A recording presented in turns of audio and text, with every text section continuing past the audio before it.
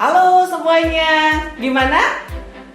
Sudah mulai berputar-putar belajar riset pemasarannya? Kita lanjut ya. Berikutnya terkait organisasi riset pemasarannya.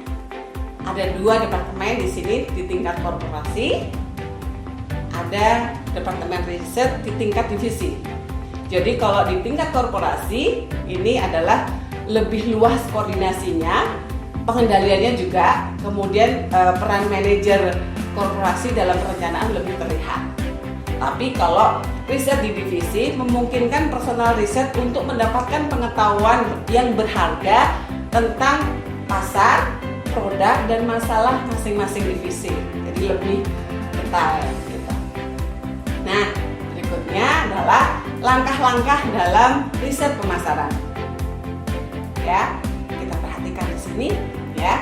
Identifikasi masalah kita untuk mencari informasi pakai apa nih ya. Langkah rasional dalam pengambilan keputusan ya, ada 5 hal: harus relevan ya, accurate, reliable ya, valid, dan fair ya. Gambarannya seperti itu ya. Ini harus kita lakukan. Nah, kalau kita bicara mengapa sih marketing research itu diperlukan gitu ya. Kalau sekedar melakukan pemasaran aja ya, itu sebagai alat untuk memuaskan pelanggan ya, kita promosi, produk kita dikenal, gambarannya kayak gitu. Tapi kalau dari sisi marketing konsepnya itu adalah sebagai manajemen filosofinya. Tapi kalau kita bicara marketing research itu adalah sistematik ya, dan di sana adalah bagian dari pengumpulan perencanaan dari suatu tujuan perusahaan, merekam data dari data-data perusahaan, kemudian melakukan analisa hingga itu data itu bisa diinterpretasikan dan terpakai buat perusahaan.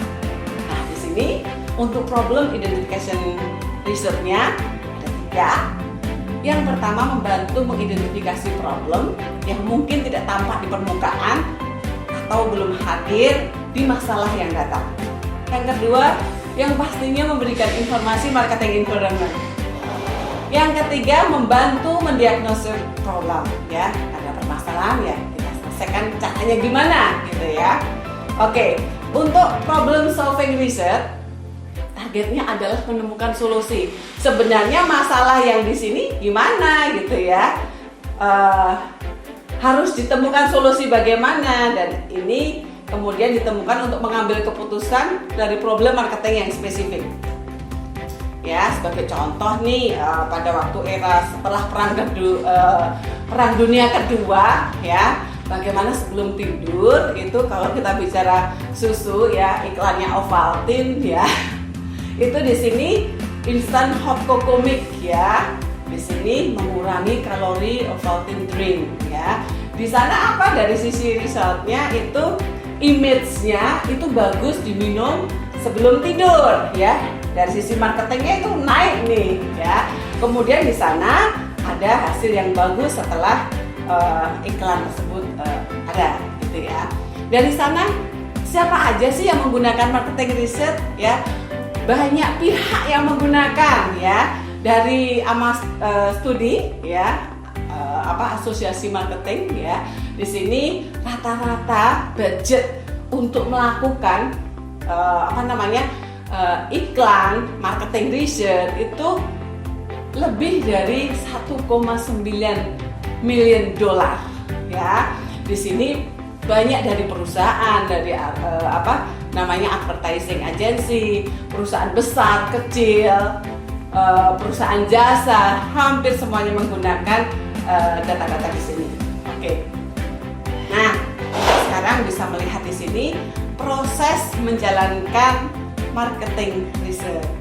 Yang pasti langkah pertama adalah menemukan permasalahannya.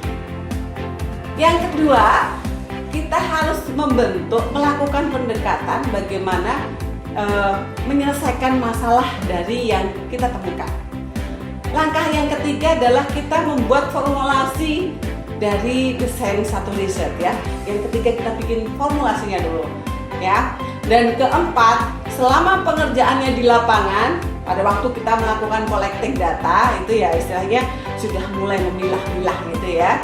Dan yang kelima, kita lakukan persiapan untuk lakukan analisa data. Banyak hal yang bisa kita gunakan untuk melihat data ini gimana gitu ya. Data jadi informasi yang tepat buat perusahaan. Kemudian langkah yang terakhir adalah preparing and presenting the report. Yang pasti kalau data sudah ketemu ya harus dipresentasikan dengan baik. Efeknya buat perusahaan seperti apa gitu ya. Dan ini adalah yang terakhir terkait bicara riset marketing. Dari sisi proses riset bisnis ada 3 poin yang perlu diperhatikan. Anda bisa melihat bagian di sini. Dari sisi input ya, bagaimana input data itu dilakukan, yang pasti pendefinisian dan perumusan masalah, ada studi pendahuluannya, ada perumusan hipotesisnya, dan pembuatan desain risetnya. Dan di proses ada 2 bagian, yaitu pengumpulan data, analisis, dan interpretasi data. Yang terakhir terkait outputnya adalah kita harus mampu menarik kesimpulan dan rekomendasi yang dibutuhkan bagi perusahaan. Dan yang terakhir, penyusunan laporan hasil riset. Nah, itu tadi materi riset marketing yang harus dipahami oleh Anda yang memang mau terjun untuk melakukan riset di perusahaan Anda atau di kampus Anda ya. Terima kasih dari saya. Ketemu di sesi berikutnya. Kita sharing bersama lagi di acara Lupa lagi, Belajar lagi. Assalamualaikum warahmatullahi wabarakatuh.